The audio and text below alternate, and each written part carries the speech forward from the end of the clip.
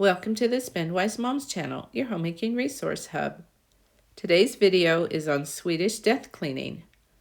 I'm going to start with a personal story. Several months before my father died, he wanted to move, and I went to help him clean out his home. The home was 1,400 square feet, and I filled a 35-foot dumpster full of stuff to get rid of. That was above and beyond the things he was taking to his new home when he moved. He had been keeping all of this for years.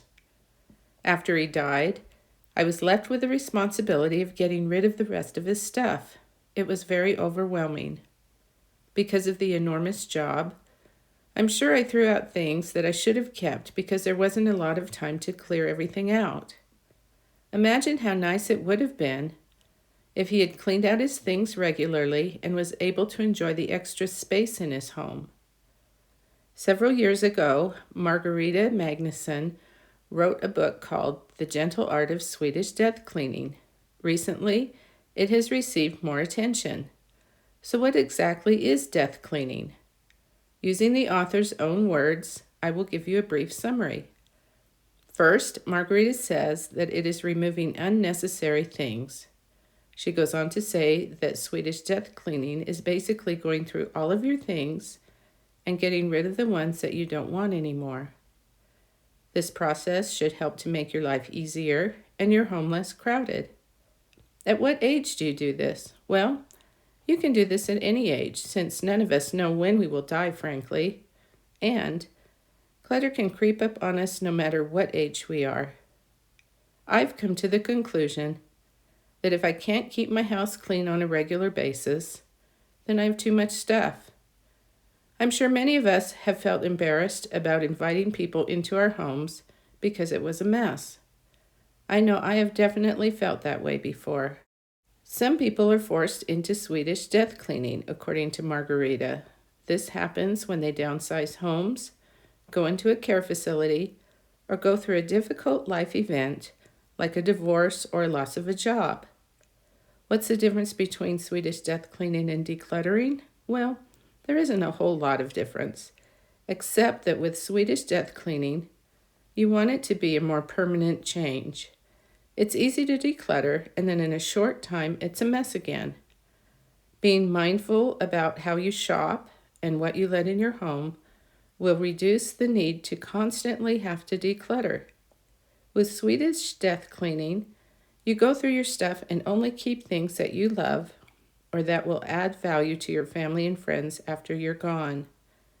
The last thing you want to do is burden your family with all of your stuff. Margareta says that by doing a big purge, your everyday life should run more smoothly. Instead of buying a new pair of scissors every time you can't find yours, you will have a designated place for everything and be able to find everything in its place and know where to put it back. In talking to people who have downsized, they've been rather disappointed that their children don't want their stuff. This is a trait that I admire in some millennials, that they care more about experiences than things. Things don't bring you happiness, people do, and no one is taking their stuff with them when they die. I know several people who have put their financial future in jeopardy because they just keep buying stuff. Some have been forced to move and sell the same stuff which contributed to the problem in the first place. I've helped many people pack before moving. They pay thousands of dollars to move their unneeded clutter with them.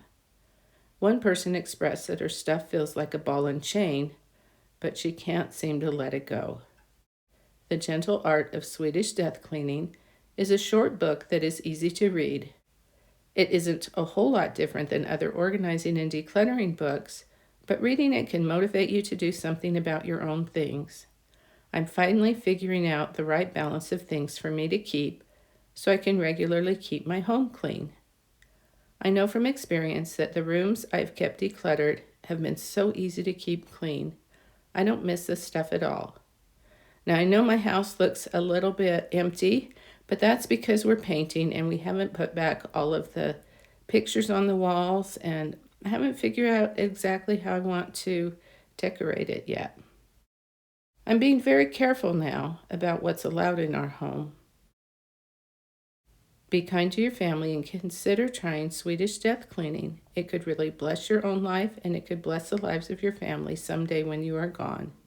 Thanks for watching the Spendwise Moms channel. Please subscribe for more videos like this.